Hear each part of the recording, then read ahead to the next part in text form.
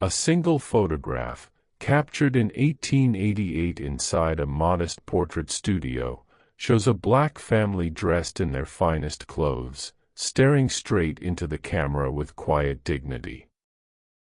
For more than 100 years, this image sat forgotten in an archive, just another relic of a bygone era. But when modern geneticists used advanced imaging technology to study the matriarch's eyes, they uncovered something extraordinary.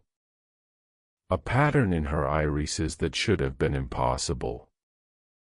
A genetic signature tracing back across the ocean, through centuries of history, to African royalty the world had forgotten. This wasn't merely a family portrait. It was proof of a bloodline that slavery tried to erase. If you want to learn how one photograph rewrote history and reunited a family with their royal heritage, be sure to subscribe and hit the like button.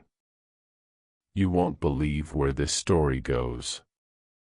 Dr. Maya Richardson stood in the Smithsonian Institution's basement, surrounded by cardboard boxes that smelled of dust and time. She had spent 3 months working on the African American Heritage Photography Project, cataloging thousands of images from the post-Civil War era. Most were damaged, faded, or barely recognizable. But on this particular morning in March 2019, she opened a box labeled Virginia Studios, 1880-1890 and found something that made her stop.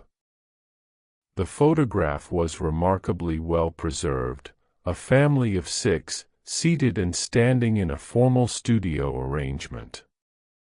The backdrop featured a painted garden scene, typical of the period. The father stood tall in a dark suit, one hand resting on his seated wife's shoulder.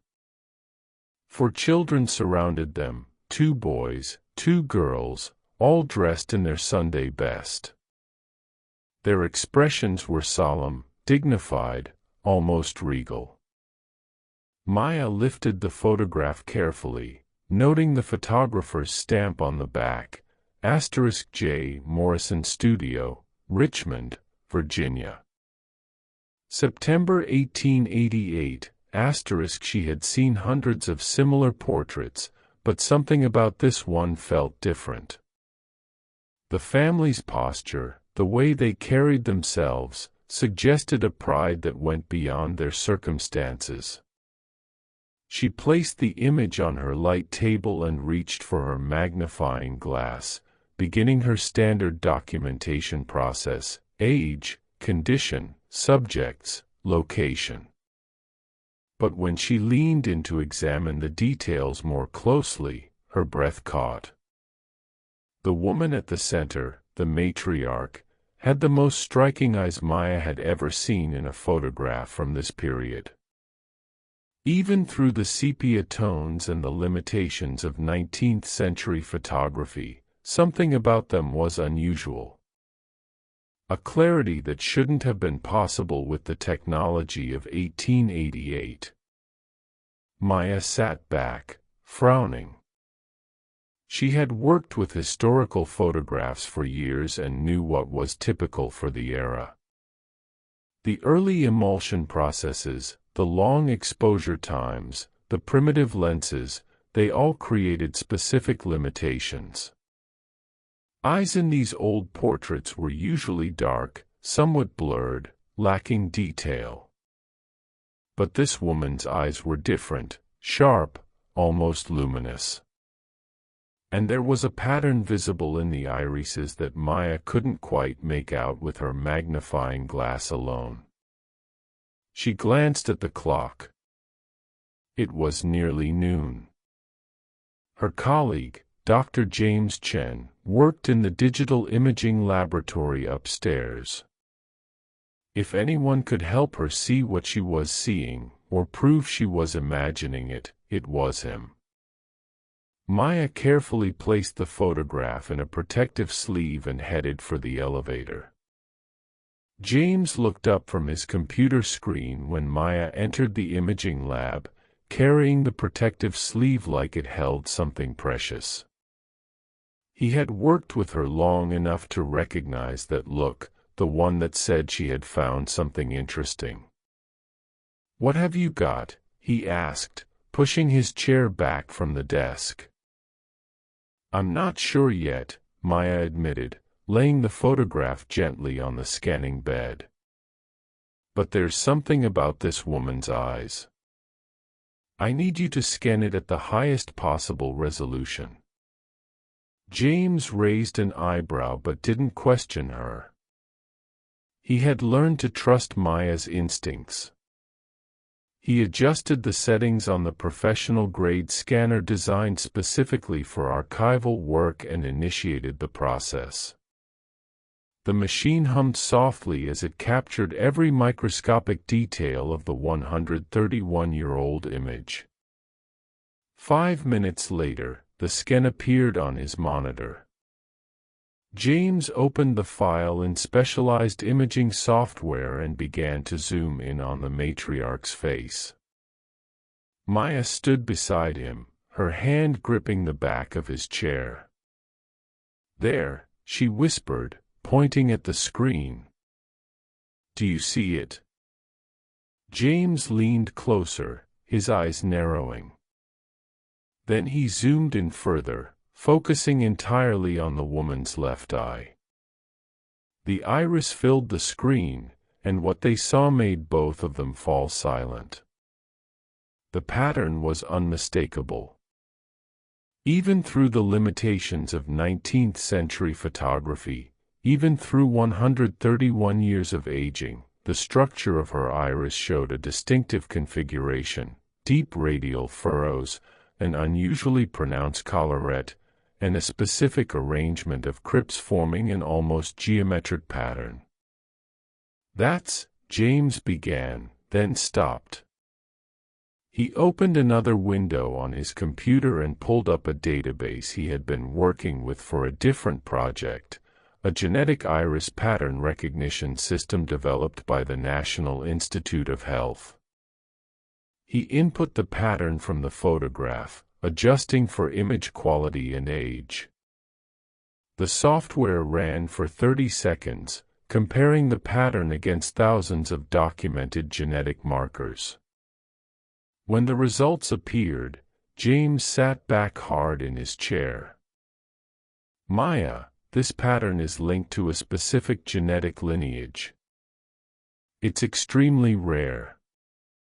We're talking about something that appears in less than 1% of the global population." He scrolled through the data, his expression growing more serious. "And according to this, it's associated with a particular ancestral line from West Central Africa." Maya felt her heart racing. "Can you be more specific?" James clicked through several more screens, then turned to look at her directly. "Angola. Specifically, the royal lineages of the pre-colonial Ndongo kingdom." 2 days later, Maya sat across from Dr. Patricia Okonkwo in a small office at Howard University. Patricia was one of the foremost genealogists specializing in African American family histories, particularly those tracing back to the era of slavery. Her walls were covered with family trees, maps of the Atlantic slave trade routes, and photographs of people she had helped reconnect with their heritage. Maya had brought both the original photograph and James's digital analysis. She watched as Patricia examined everything with the careful attention of someone who understood that these fragments of the past were all that remained for many families. "The iris pattern is definitive?" Patricia asked, looking up from the genetic report. "According to the NIH database, yes," Maya confirmed. "This specific configuration is linked to a genetic marker found almost exclusively in descendants of the Ndongo royal family. The Kingdom of Ndongo. I know the history, Patricia interrupted gently. Queen Nzinga, one of Africa's greatest leaders. She resisted Portuguese colonization for nearly 40 years. She looked back down at the photograph. And you're telling me this woman, photographed in Richmond, Virginia, in 1888, carries her bloodline? That's what the genetic evidence suggests. Patricia was quiet for a long moment, studying the matriarch's face. Do we have any information about the family? Names? Anything written on the photograph? Maya shook her head. Just the studio stamp. J. Morrison Studio in Richmond. I've been searching through Richmond city records from that period, but without names, it's nearly impossible. Those dates. Patricia reached for her laptop and opened a database she had compiled over 20 years of research. Morrison Studio. I know that name. John Morrison was one of the few photographers in Richmond who regularly took portraits of black families during that era. He kept detailed ledgers. She typed rapidly. I have copies of some of his records. Let me see. She scrolled through scanned pages of handwritten entries, squinting at the faded ink. Dates, names, payment amounts, descriptions of sittings. Here, she said suddenly, turning the screen toward Maya. September 14, 1888. Family portrait. 6 subjects. Name given as, she paused, reading carefully. The Thomas family. No first names listed, but there's an address, 412 Clay Street, Richmond. Maya leaned forward, her pulse quickening. That's them. It has to be. Same date, same number of people. Morrison charged them $2. That was expensive for the time. They saved money for this portrait. Patricia's expression softened. They wanted to be remembered. Maya arrived in Richmond on a gray Thursday morning. The city had changed dramatically since 1888, but traces of its past remained in the old neighborhoods, the brick buildings, the church steeples still rising above the modern skyline. She went directly to the Library of Virginia, where Patricia had arranged access to city directories and census records from the late 19th century. The research room was quiet, occupied by only a handful of other historians and genealogists bent over their own investigations into the past. A librarian named Mr. Lawson brought her the materials she had requested, Richmond city directories from 1885 to 1890, census records from 1880 and 1900, and property tax records from the same period. Maya started with the 1888 directory. She ran her finger down the listings for Clay Street, searching for number 412. The entries were organized by street, then by number, with the head of household's name and occupation listed. There it was, 412 Clay Street, Thomas Samuel, carpenter. Her hand trembled slightly as she wrote it down. Samuel Thomas. The man standing in the photograph, his hand on his wife's shoulder, a carpenter. She immediately moved to the 1880 census, searching for Samuel Thomas in Richmond. She found him on the 4th page she examined, Samuel Thomas, age 24, black, carpenter. born in Virginia. Listed below him, his wife, whose name made Maya's breath catch, Grace Thomas, age 22, born in Virginia. Grace. The matriarch had a name now. Maya stared at the census entry, then looked at the notes column. Most entries were blank or contained simple occupations. But next to Grace's name, someone had written in small, cramped handwriting, midwife, healer. Maya continued down the census page. 4 children were listed: Robert, age 5, Elizabeth, age 4, Thomas Jr., age 2, and Mary, age 1. The same 4 children from the photograph 8 years later. But it was the next entry that made Maya sit up straight. Under a section labeled Parents' Birthplace, there were 2 columns, one for father, one for mother. For both Samuel and Grace, the father's birthplace was listed as Virginia. But for Grace's mother, someone had written unknown, possibly foreign. In 1880, for a black woman in Virginia, that notation was extraordinary. It suggested something unusual about Grace's background, something that didn't fit the typical narrative of enslaved people born in the American South. Maya pulled out her phone and texted Patricia, *, found them. Samuel and Grace Thomas. And there's something unusual about Grace's mother, *. Patricia called her back within minutes. Churches, she said without preamble. If Grace was a midwife and healer in the black community, the churches would have records, baptisms, marriages, funerals. They kept better records than the city did, especially for black families. Maya spent the rest of the day visiting historically black churches in Richmond. Many had been destroyed or relocated over the decades, but 3 still stood from the 1880s: First African Baptist Church, Ebenezer Baptist Church, and St. Philip's Episcopal Church.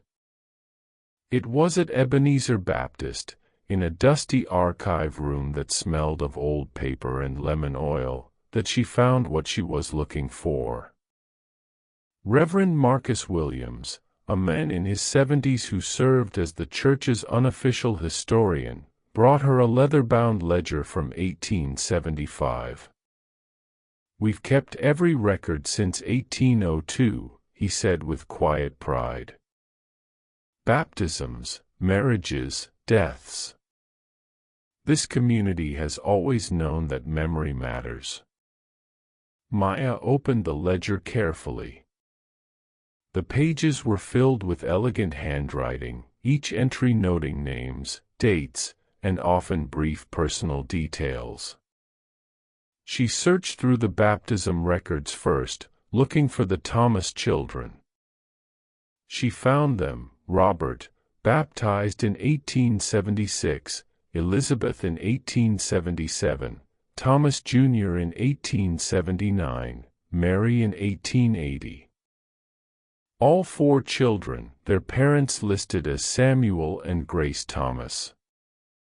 But then she turned back further to 1874 and found an entry that made her heart race: * marriage, Samuel Thomas to Grace Oladiel, October 3, 1874. Witnesses: Jacob Freeman, Ruth Freeman, *. Oladiel. Not a common name in Virginia.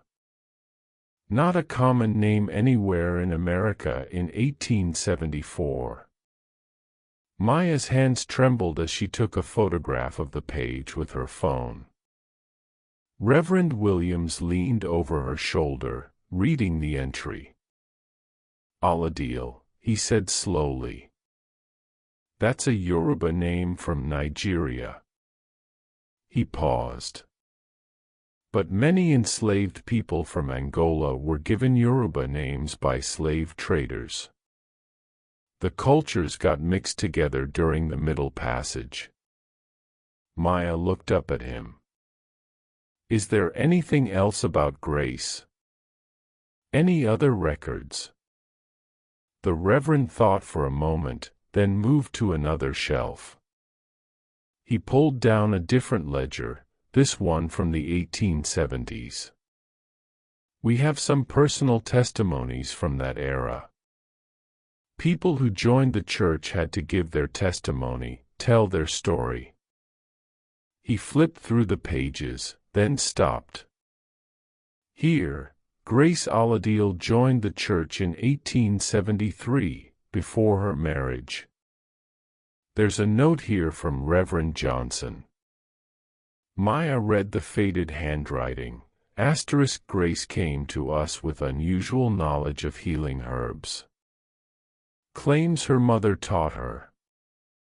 Mother deceased. Grace refuses to speak of her origins. Maya returned to Washington with more questions than answers. She had a name, Grace Aladil, but the mystery had only deepened. Why would Grace refuse to speak of her origins? What had happened to her mother? And most importantly, how did a woman living in post-Civil War Virginia carry the genetic signature of Angolan royalty? Back at the Smithsonian, she met with James and Patricia via video conference. James had been running additional analyses on the iris pattern, comparing it against expanded genetic databases. Patricia had been searching through slave ship manifests and auction records, looking for any mention of the name Aladil. I found something, Patricia said, her face serious on the screen. There was a slave ship called the Esperanza that docked in Charleston, South Carolina, in 1847. Portuguese vessel. It came from Luanda, Angola. The cargo manifest listed 217 enslaved people, though I'm certain there were more who died during the crossing. Maya leaned closer to her screen. Did you find the name Aladil? No, but I found something else. There's a notation about a woman and her young daughter who were separated from the main group when they arrived. They were described as special acquisition and sold privately, not at the regular auction. The notation says the woman claimed to be of royal blood. The room fell silent. James spoke first. Do we have any way to confirm this woman was Grace's mother? Not directly, Patricia admitted. But the timing fits. If Grace was born around 1858 as the census suggests, and her mother arrived in 1847, she could have been pregnant when she was enslaved or shortly after. The fact that they were sold privately suggests someone believed their claim about royal heritage, or at least saw them as valuable for other reasons. Maya stared at the photograph on her desk. Grace's face, captured in that Richmond studio in 1888, seemed to look back at her across the decades. We need to find out what happened to that woman and her daughter after they were sold in Charleston. Where did they go? How did they end up in Virginia? Patricia nodded. I'll search the Charleston private sale records. Some wealthy families kept detailed records of their purchases, especially if they paid premium prices. And I'll keep working on the genetic analysis, James added. If we can find any living descendants of the Thomas family, we might be able to confirm the royal lineage definitively through DNA testing. Maya picked up the photograph again, studying Grace's eyes. Somewhere in those eyes was a story that had been hidden for over 170 years. A story of queens and kingdoms, of survival and silence. 3 weeks later, Patricia called Maya with news that changed everything. She had found the private sale record in the archives of the Middleton family, a wealthy Charleston plantation dynasty that had kept meticulous records of their acquisitions. Her name was Nzinga, Patricia said, her voice thick with emotion. The woman who arrived on the Esperanza in 1847 was named Nzinga. The buyer, Charles Middleton, noted in his private ledger that she claimed to be descended from Queen Nzinga of Ndongo and Matamba. He didn't believe her, but he bought her anyway because she was young and strong. The child with her was approximately 2 years old. He didn't record the child's name. Maya closed her eyes, feeling the weight of it. Nzinga. She had named herself after the queen, or maybe she really was descended from her. There's more, Patricia continued. The ledger says Nzinga was sold again in 1852 to a Virginia tobacco plantation owner named Richard Blackwell. She and her daughter both. Blackwell's plantation was about 30 miles south of Richmond. What happened to them there? I don't know yet, but I found a notation in the Blackwell family papers at the Virginia Historical Society. I'm driving up tomorrow to look at them. Do you want to meet me there? The next afternoon, Maya and Patricia sat in the reading room of the Virginia Historical Society, surrounded by boxes of Blackwell family documents. They found the notation in a letter dated 1858, written by Richard Blackwell's wife, Eleanor, to her sister in Maryland. Eleanor wrote, "The African woman, Nzinga, died in childbirth last week. She delivered a girl child who survived. The infant is remarkably beautiful with unusual eyes. I have decided to keep the child in the house to be trained as a lady's maid. The other daughter, who must be nearly 13 now, works in the kitchen. She has her mother's healing knowledge and has saved 3 of our children from fever this year alone. Richard wants to sell her, but I have forbidden it." Maya looked at Patricia. The baby born in 1858, that would be Grace. And the older daughter was her half-sister, born in Africa or during the voyage. Patricia's hands trembled as she turned the page. This means Grace never knew her mother. Nzinga died the day Grace was born. They sat in silence, imagining the scene. A woman dying in childbirth on a Virginia plantation, far from her homeland, far from the royal heritage she had carried across the ocean. And a newborn girl opening her eyes for the first time, carrying in her irises the genetic proof of her ancestry. Maya knew that proving the genetic connection would require finding living descendants of Samuel and Grace Thomas. The photograph and the historical records told a compelling story, but DNA evidence would make it undeniable. She started with the 1900 census, tracing what had happened to the family after the photograph was taken. Samuel had died in 1895, but Grace had lived until 1912. The 4 children from the photograph had grown up, married, and had children of their own. The trail led Maya to a woman named Dorothy Williams who lived in Philadelphia. Dorothy was 76 years old, and according to the genealogical records Patricia had compiled, she was the great-great-granddaughter of Robert Thomas, the oldest son in the photograph. Maya called her on a Tuesday evening, her heart pounding. The phone rang 3 times before a warm voice answered. "Mrs. Williams, my name is Dr. Maya Richardson. I'm a historian with the Smithsonian Institution, and I've been researching your family history. I found a photograph from 1888 that I believe shows your great-great-grandparents." There was a long pause. "You found a picture of my people?"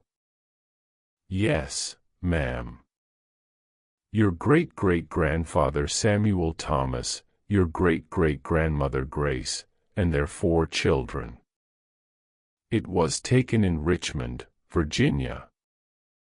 Dorothy's voice broke. "We don't have any pictures from back then, not a single one. The family stories say there was a portrait made once, but it was lost during the Depression when my grandmother had to move. We always wished we could see their faces." Maya felt tears in her own eyes. "Mrs. Williams, I'd like to come visit you and show you the photograph. But there's something else. We've made a discovery about your great-great-grandmother Grace. Something remarkable about her ancestry. Would you be willing to take a DNA test?" "What kind of discovery?" Maya chose her words carefully. "We have evidence that suggests Grace was the daughter of a woman who came from Angola, from a royal lineage. Her genetic markers indicate she may have been descended from one of the most powerful queens in African history." The silence on the other end of the line stretched so long that Maya thought the call had dropped. Then Dorothy spoke, her voice steady despite the emotion in it. "My grandmother used to tell me stories about Grace. She said Grace had healing hands. That she could look at you and see what was wrong, deep inside. She said Grace had eyes that seemed to know things, ancient things." Dorothy paused. "And she said Grace always told her children, remember that you come from kings and queens. Never forget that." 6 weeks later, Maya returned to Philadelphia with James and Patricia. They met Dorothy in her living room, where 3 generations of her family had gathered, her daughter Karen beside her, her grandson Marcus, a college student studying history, standing by the window. All of them wanted to know the truth. James opened his laptop and pulled up the genetic analysis results. He had compared Dorothy's DNA sample against the markers identified in Grace's iris pattern from the photograph, then cross-referenced everything with genetic databases from Angola. "The results are definitive," he began.